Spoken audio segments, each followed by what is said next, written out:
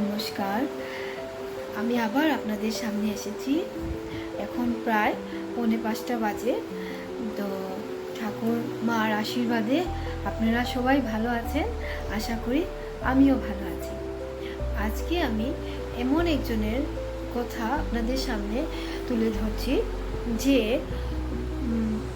Disability man হয়েও উনি ওনার জীবনে কীভাবে এগিয়ে চলেছেন, আর এখন অবধি ওনাকে ওয়ার্ল্ডের সবাই চিনে। তো সেই ওনার সম্পর্কে ওনার স্টোরিটাই আমার মেয়ে আপনাদেরকে শোনাবে। ওনার নামটা কি ছিল বলো? সুধা চন্দ্রন। নমস্কার, আজকে আমি এমন একটি ডান্সারের স্টোরি শোনাবো, ওনার শরীরে ডিসেবিলিটি হয়েও উনি অনেক বড় হতে পেরেছেন। উনি ছোটোবেলার থেকে উনি অনেক ভালো ডান্স করতেন, আর 3 ইয়ার্স থেকে উনি নিজে নিজে ডান্স করা শুরু করলেন। ওনার মার নাম ছিল থঙ্গাম। ওনার মা কলা খুব ভালোবাসতেন। কলা শুধু আর্ট না, আর্টও, গানও আর নাচও। আর ওনার বাবা মুম্বাইয়ে আমেরিকান সেন্টারে চাকরি করতেন। আর 5 ইয়ার্স যখন হয়েছিল ওনার সুধা চন্দ্রনের, তখন ওনার মা বাবা ওনাকে একটা ডান্স একাডেমি, ওটার নাম হলো কলা সাধন, ওইখানে নিয়ে গেলেন। ওইখানে ইনস্টিটিউটের যে প্রিন্সিপাল ছিল, ওনার নাম ছিল KS রামাস্বামী। উনি বললেন যে, প্রিন্সিপাল বললেন সুধা চন্দ্রনের বয়সটা অনেকই ছোটো, তো এটা হবে না। ওনার বাবা বললেন যে ডান্স স্টেপটা একটু দেখতে পারবেন, প্রিন্সিপালকে বললেন। তো প্রিন্সিপাল অনেক এক্সাইটেড ছিল ওনার ডান্স দেখার জন্য।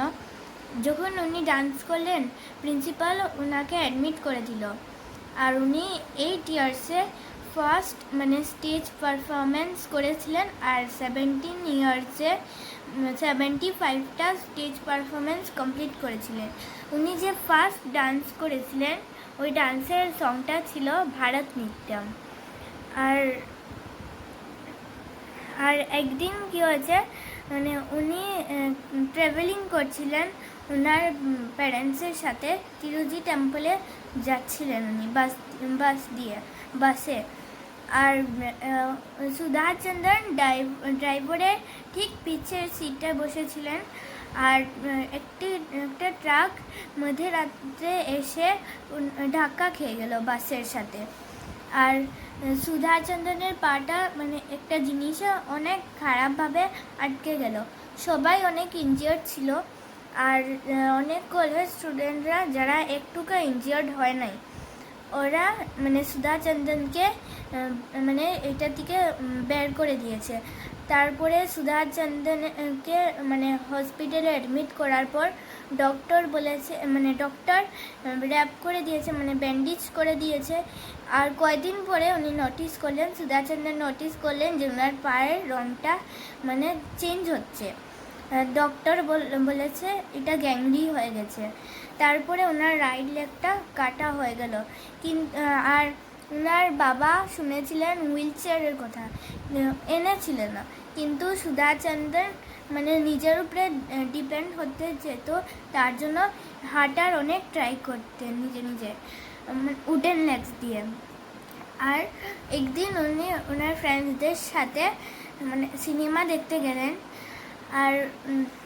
আর পরে একদিন উনি ম্যাগাজিনে দেখলেন একটা ডক্টর, ওনার নাম হলো doctor Sethi. Doctor Sethi manufacture করেছে অ্যালুমিনিয়াম লেগস। ওইটার জন্য ওইটা দেখে সুধা চন্দ্রনের বাবা সুধা চন্দ্রনকে ওই ডক্টর সেঠির কাছে নিয়ে গেলেন। তারপরে ডক্টর সেঠি অ্যালুমিনিয়াম লেগটা লাগিয়ে দিলেন। কিন্তু যখনই ডান্স করতেন উনি, স্টেপ পা মুভ যখন করতেন, ওনার পায়ে দিয়ে ব্লিডিং বেরোতো। কিন্তু এরকম করে করেই উনি অনেক বড় ডান্সার হয়ে গেলেন। Thank you. তো এর জন্যই আমি বলেছিলাম যে সুধা চন্দ্রন একজন, ওনার যেহেতু রাইট লেগসটা ছিল না, কিন্তু না থাকা সত্ত্বেও উনি অ্যালুমিনিয়াম লেগসের সাহায্যে কীভাবে নিজের লক্ষ্যটা পূরণ করেছেন, তো ওনাকে আমরা সবাই স্যালুট জানাই, সুধা চন্দনকে। আর আমি ছোট ছোট বাচ্চাদের ক্ষেত্রে বলছি, ছোট ছোট আমার মেয়ের সমান তো আরও অনেক বাচ্চারা আছে ছোট ছোট, আমি সবাইকে বলছি, ওরা তো আমার মেয়ের বন্ধুই হয়, তো আমি তো ওদের আন্টি হব। তো সেই জন্য আমি বলছি, আমি আমার মেয়েকেও বলি, তোমরাও নিজের এইমটা খেয়াল রেখে লাইফে এগিয়ে যাও। যারা এইমকে যারা ধরে রেখেছে, ওদের সব কিছু জীবনে হয়েছে। আর এইমলেস হলে কিচ্ছু হবে না জীবনে। তো ওইটাই আর কি আমি আপনাদের সামনে ওর সুধাচন্দ্রনের কাহিনিটা ও তুলে ধরলো।